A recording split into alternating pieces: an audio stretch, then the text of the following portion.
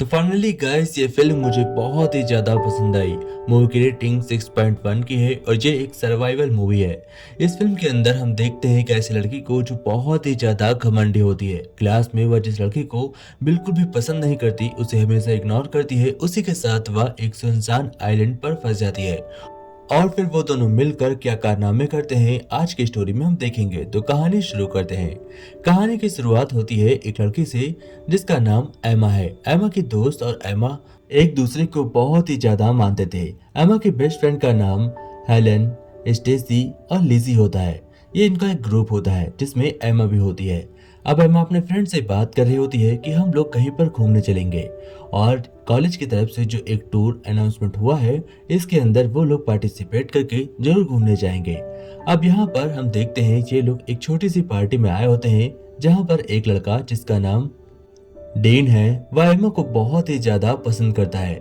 लेकिन जैसे ही वह एमा से बोलने की कोशिश करता है एमा उसे इग्नोर कर देती है और हमेशा अपने पास से दूर भेज देती है, जिसकी वजह से डीन हमेशा उससे चिढ़ा हुआ रहता है और एमा भी उसे देखकर चिढ़ जाती है। बट उन्हें क्या पता था कि उन्हें एक ऐसी जगह फंसना पड़ेगा जहाँ पर उनकी इस कदर दोस्ती हो जाएगी। तो अभी कॉलेज की तरफ से एक शानदार रात में बहुत ही अच्छी पार्टी चल रही थी। यह एक जहाज पर होती है।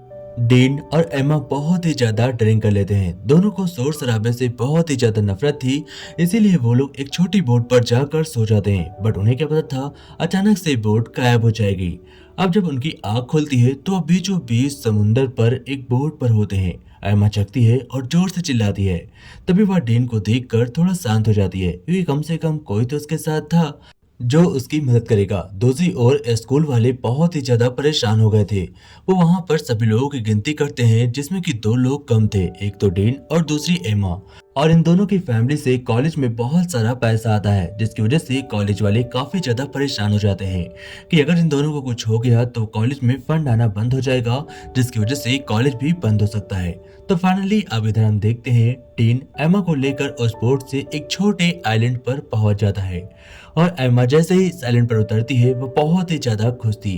वो जरूरत का सारा सामान निकालते हैं बट यहाँ पर उनकी बोट बुरी तरीके से फट जाती है, जिसकी वजह से उसकी गैस निकल जाती है और अब वो लोग आइलैंड पर ही फंसे रहेंगे। दूसरी तरफ ये एक ब्रेकिंग न्यूज बन जाती है कि डीन और एमा लापता हो चुके हैं, जिसकी वजह से उन्हें बहुत ही ज्यादा चिंता थी। अब डीन एमा को लेकर एक सुनहरे बहुत ही खूबसूरत झरने तक पहुंच जाता है। ये बहुत ही ज्यादा प्राकृतिक और नेचुरल था। यहाँ पर एमा को बहुत ही ज्यादा सुकून मिलता है। उसका सारा डर निकल चुका था। वो ये भूल चुकी थी कि वो इस आइलैंड पर फंसी हुई है। अब डेन को हम देखते हैं जो खाने के लिए कुछ जानवर या शिकार ढूंढ रहा होता है, बट उसे कुछ भी नहीं मिलता। वो बहुत मुशक्कत करता है लेकिन उसे कुछ नहीं मिलता। तो वो वापस बोट के पास आता है और उससे कुछ जरूरी सामान जैसे कि फ्लेयर गन, माचिस या लाइटर ऐसा कुछ ढूंढ रहा होता है, बट उसे वहां पर ज्यादा कुछ खास नहीं मिलता। अब हम देखते हैं डीन उसे एक पेड़ के किनारे समुद्र के किनारे बैठा देता है और वहीं पर वो दोनों रात गुजारते हैं। शाम बहुत ही ज्यादा सुहानी और रोमांटिक थी। तभी डीन एमा से पूछता है कि आखिर तुम अपने लाइफ में करना क्या चाहती हो और तुम मुझसे हमेशा इतना उखड़ी उखड़ी क्यों रहती थी? कॉलेज में तुम मुझसे बात क्यों नहीं करती हो? एमा उससे कहती है कि मुझे धोखा खाना बिल्कुल भी पसंद नहीं। मैं इसलिए बात नहीं करती हूँ क्योंकि मुझे तुम पर भरोसा नहीं था। अब सुबह हो जाती है और सुबह का सीन दिखाया जाता है जहाँ पर डीन समुंदर के अंदर जाकर कुछ शिकार करने की कोशिश करता है और दूसरी ओर डीन के डैड और एमा की मॉम दोनों को ढूंढने में लगातार जी तोड़ कोशिश कर रहे थे। वो लोग अब एक हेलीकॉप्टर लेने वाले थे जिसकी मदद से वो लोग इन दोनों को आइलैंड पर ऊपर से देख सकें, लेकिन ये करना बहुत ही मुश्किल है। ऊपर से ये दिख भी सकते हैं और नहीं भी। ये लोग जमीन पर लकड़ियों से एक सॉरी लिख देते हैं ताकि ऊपर से कोई एरोप्लेन या हेलीकॉप्टर गुजरे तो उन्हें देख सके। अब एमा को बहुत ही ज्यादा भूख लगी होती है, इसलिए डीन उसके लिए केले लेकर आता है। यहाँ पर एक केले का पेड़ था और वो उसे निकाल कर बहुत सारे केले देता है। अब एमा उसे खाकर सो जाती है और डीन भी सो जाता है। अब रात का सीन हमें दिखाया जाता है। रात बहुत ही ज्यादा सुनहरी गुजरती है और सुबह उठकर वो लोग नहाने के लिए जाते हैं।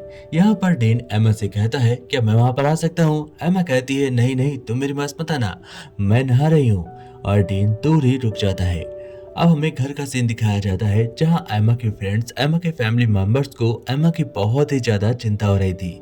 इसीलिए वो लोग एक हेलीकॉप्टर से एक पायलट को बुलाते हैं और हेलीकॉप्टर लेकर एमा की खोज करने लगते हैं, क्योंकि उनके पास बहुत सारा पैसा था। डीन के डैड भी बहुत ही ज्यादा अमीर थे, इसलिए वो लोग हेलीकॉप्टर, न्यूज चैनल और जहां भी कोशिश करी जा सकती थी वो हर मुमकिन कोशिश करते हैं ताकि डीन और एमा मिल जाएं। लेकिन डीन और एमा इस आइलैंड पर बहुत ही ज्यादा खुश थे। उन्हें कोई डिस्टर्ब करने वाला नहीं था और यहाँ पर सब कुछ नेचुरल था, ना कुछ बनावटी और ना कुछ दिखावे का। अब डीन एक गड्ढा खोद रहा होता है क्योंकि वहां पर कुछ बॉडी के कंकाल्स पड़े थे। वह उन्हें दफन कर देता है ताकि किसी को डर न लगे और उनकी वजह से एमा घबरा न जाए। वह उन्हें दफन करने के बाद फिर से एमा के पास जाता है और एमा के पैरों को अच्छे तरीके से धोने लगता है। फिर एमा से पूछता है, एमा तुम्हें मुझे देखकर कैसा लगता है, कैसा फील होता है? एमा उससे कहती है, असल में तुम मुझे बहुत ही ज्यादा पसंद हो, लेकिन मैं तुम्हें पास इसलिए नहीं आने देती क्योंकि मुझे तुमसे डर लगता है। कहीं तुमने भी बाकी लड़कों की जैसे मुझे धोखा दे दिया तो मेरा क्या होगा? तब उससे भरोसा दिलाता है और डीन उससे कहता है, मैं तुम्हें कभी भी तुम्हारा साथ नहीं छोड़ूंगा, मैं तुम्हारे साथ हमेशा रहूंगा, हमेशा तुम्हारी हिफाजत करूंगा। अब एमा उस पर ट्रस्ट कर लेती है और दोनों एक दूसरे से प्यार करने लगते हैं। एमा और डीन अब एक हो चुके थे और दोनों एक दूसरे से बेइंतहा मोहब्बत करने लगे थे। दोनों को एक दूसरे से बहुत ही ज्यादा प्यार हो गया था क्योंकि वो एक आइलैंड पर थे और यहाँ पर डीन एमा का बहुत ही अच्छी तरीके से ख्याल रखता है। शायद इतना ख्याल वो कभी जिंदगी में उसका रख पाएगा। लेकिन उधर एमा के घर वाले और डीन के डैड बहुत ही ज्यादा चिंता में थे। उन्हें लग रहा था कि शायद उनके बच्चे जिंदा नहीं हैं और ये न्यूज धीमे धीमे एक बहुत ही ज्यादा फैल रही थी कि एमा और डीन शायद मर चुके हैं। किसी को भरोसा नहीं हो रहा था कि वो अभी तक जिंदा होंगे, बट उनके मॉम और डैड को पूरा भरोसा था कि उनके बच्चे जहां भी होंगे सलामत होंगे। अब वो लोग आइलैंड पर कुछ खाने के लिए ढूंढ रहे होते हैं, तभी अचानक से ऊपर एक हेलीकॉप्टर आता है।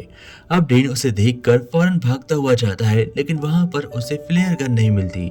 वह फ्लेयर गन ढूंढ रहा था लेकिन फ्लेयर गन कहीं उसे दिखाई नहीं पड़ती और हेलीकॉप्टर उन दोनों को नजरअंदाज करके यहाँ से गुजर जाता है। अब डीन बहुत ही ज्यादा निराश होता है। वह एमा से कहता है कि तुमने फ्लेयर गन को संभाल कर क्यों नहीं रखा था। वो दोनों आपस में थोड़ा सा एक दूसरे से बहस कर लेते हैं। अब एमा कहती है, मुझे उसके बारे में कुछ नहीं पता। फिर डीन एमा के पास आता है और कहता है, छोड़ो, जो कुछ भी हुआ कोई बात नहीं, हम इसके बारे में बाद में बात करेंगे। अब हम देखते हैं डीन को। डीन जंगल के अंदर होता है और वो आगे बढ़ रहा था, तभी उसके ऊपर एक तेंदुआ अटैक कर देता है, लेकिन डीन अपने दिमाग और बहादुरी से उस तेंदुआ को मार देता है, जिसे देखकर एमा बहुत ही ज्यादा सॉकेट हो जाती है कि डीन ने असल में एक तेंदुआ का शिकार किया, वो भी एक ब्लैक पैंथर का। वो बहुत ही ज्यादा खुश हो जाती है और आश्चर्यचकित भी हो जाती है। लेकिन डीन की बॉडी में बहुत सारा खून लग गया था, इसीलिए वह उसे नहलाने के लिए तालाब के अंदर लेकर जाती है और यहाँ पर वो घंटों नहाते हैं। अब डीन एमा को लेकर बाहर आता है और उससे कहता है कि हमें यहाँ पर एक मजबूत घर बनाना होगा। अब जब वो घर को बना ही रहे होते हैं, इतनी देर में उनकी नजर उस बंदर पर पड़ जाती है और वो देखते हैं कि उस फ्लेयर गन को लेकर बंदर पेड़ पर बैठा हुआ था। फ्लेयर गन पाने के बाद वह उसकी गोली फौरन आसमान में फायर कर देते हैं और जंगल में आकर अपना काम करने लगते हैं। इतनी देर में एक हेलीकॉप्टर आता है और इन्हें देख लेता है क्योंकि फ्लेयर गन चल चुकी थी। अब इन दोनों को रेस्क्यू कर लिया जाता है और जब ये वापस आते हैं तो ये एक बहुत ही बड़ी न्यूज थी। इन दोनों से पूछा जाता है कि तुम दोनों ने सरवाइव कैसे किया, आखिर तुमने अपनी जान कैसे बचाई और तुम्हें किन मुश्किलों का सामना करना पड़ा। डीन बिना कुछ सोचे समझे, बिना किसी हिचकिचाहट के जवाब देता है और कहता है, हम एक आइलैंड पर फंसे रहे और हमने बहुत ही ज्यादा मुश्किल से अपने आप को बचाया है। अब हमें रात का सीन दिखाया जाता है। रात में दोनों अपने अपने घर होते हैं, लेकिन डीन का मन नहीं लगता, इसीलिए वह इससे मिलने के लिए खिड़की फांद कर उसके घर चला जाता है। लेकिन एमा अपने मॉम के डर से डीन से बात नहीं करती। अब डीन को लगता है कि शायद एमा फिर से न बदल जाए, वो उससे बातचीत करना बंद न कर दे। वो दोनों के बीच जो कुछ भी हुआ था, क्या वो सच्चा प्यार था? तभी एमा डीन को कॉल करती है और कहती है कि आज रात पार्टी में क्या तुम आओगे? एमा कहती है कि तुम मेरे पार्टी में आओगे तो मुझे अच्छा लगेगा। डीन अपने मॉम के कब्र के पास था और उन्हें बहुत ही याद कर रहा था। वह उनके पास घंटों बिताता है और अपने डैड से बहुत ही ज्यादा नफरत करता है। वह अपने डैड से ठीक से बात भी नहीं करता। बहुत सोचने के बाद डीन आखिरकार एमा के घर जाता है और उसे बाहर बुलाता है। एमा बाहर आती है और वह डेन को देखकर उसे गले लगा लेती है। फिर डेन उसे एक रिंग पहनाता है और डांस करने लगता है। इसी के साथ यह स्टोरी खत्म होती है। तो दोस्तों कैसी लगी स्टोरी कमेंट में जरूर बताइएगा।